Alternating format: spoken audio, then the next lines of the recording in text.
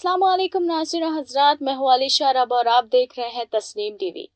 कुतुबुद्दीन मुबारक शाह खिलजी अलाउद्दीन खिलजी के फर्जंद थे। वो मालिक काफूर के चंगुल से बचकर दिल्ली के तीसरे सुल्तान बन गए। वो खिलजी खानदान के तीसरे और आखिरी हुक्मरान थे। 1320 में उसे उनके एक काबिल एतमाद शख्स खुसरो खान ने कत्ल कर दिया। तो आज जानते हैं उस जबरदस्त हुक्मरान की औलाद का किस्सा कि क्या हुआ था उस दास्तान में। क्या वो शख्स अपने बाबा जैसा था या उनसे थोड़ा अलग। देखते हैं कुतुबुद्दीन खिलजी की जिंदगी के हाल को। कुतुबुद्दीन मुबारक शाह खिलजी अलाउद्दीन खिलजी के फर्जंद थे। वो मलिक काफूर के हाथ से बचकर तीसरे सुल्तान और खिलजी खानदान के आखिरी हुक्मरान बने। कुतुबुद्दीन 18 साल की उम्र में इब्तदाई तौर पर अपने छोटे 6 साल बहन भाई के लिए मुंतखब किए गए थे, जो हुक्मरान थे। 2 माह के अंदर कुतुबुद्दीन ने अपने बहन भाई को अंधा करके तख्त पर बर्पा कर दिया। इसने अपने नज़रिए का आगाज़ बड़ी तादाद में कैदियों को रिहा करके और अपने वालिद की तरफ से जबरी तमाम फ़राइज़ और सज़ाओं को ख़त्म करके किया। कुतुबुद्दीन इंतज़ामिया के कमज़ोर तरीन लीडर थे। 1320 में इसे उनके एक काबिल एतमाद शख्स खुसरो खान ने कत्ल कर दिया।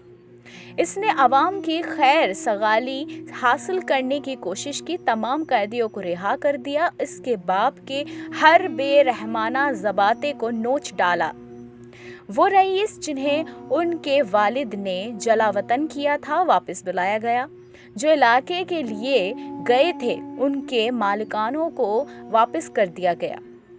चौंका देने वाली बात यह है कि कंट्रोल के ढीले होने का ताख़री नतीजा ये निकला कि मलिक और ताकतों के इखलाकी में आराद गिर गए। मजीद बरा मुबारक शाह ने शराब नोशी और खुशामद करने में शरफा का साथ दिया। वो हुस्न के ज़ेर असर चला गया जो पहले चरवाहा था, लेकिन वज़ीर आज़म के ओहदे पर फाइज हुआ और खुसरो का लक़ब दिया गया। जब गुजरात में नाफरमानी हुई, देवगिरी के सरखील को खुद मुख्तार होने का मौका मिला। ऐनुल मुल्क मुल्तानी को गुजरात भेजा गया और वो बेइत्तेनाई को ख़त्म करने में कामयाब रहा और जफ़र खान को इसका गवर्नर नामज़द किया गया।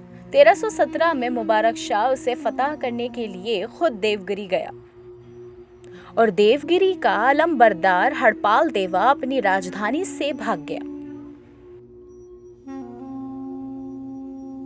तख्त की ताकत के लिए कोई भी किसी भी हद तक जा सकता है, फिर चाहे कत्ल का रास्ता ही क्यों हासिल ना करना पड़े। यहाँ भी कुछ ऐसा ही हाल रहा था। तो देखते हैं आगे की जिंदगी इस हुक्मरान की कैसे गुजरी।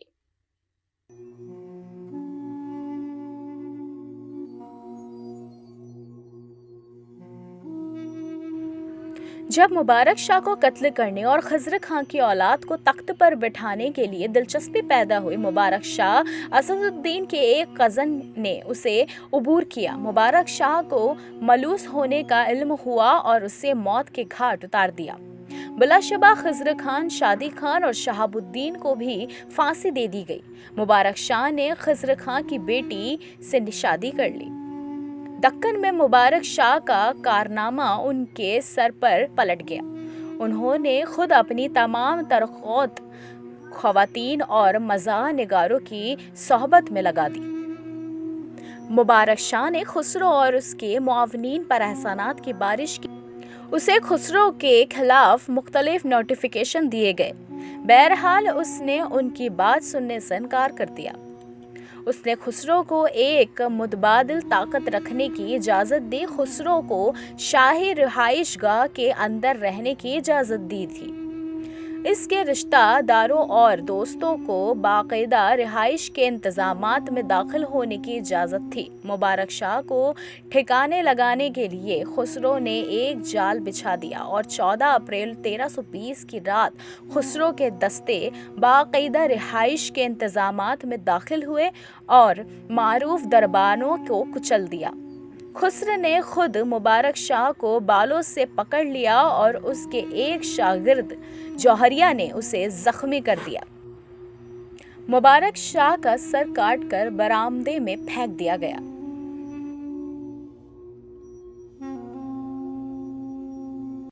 मुबारक के दौर में दिल्ली के इंतजामिया बहुत गैर महफूज थे। सुल्तान ने रियासत की तकदीर खुसरो खान के हाथ में छोड़ दी, जिसने 1320 में मुबारक शाह को कत्ल करके तख्त पर कब्जा कर लिया।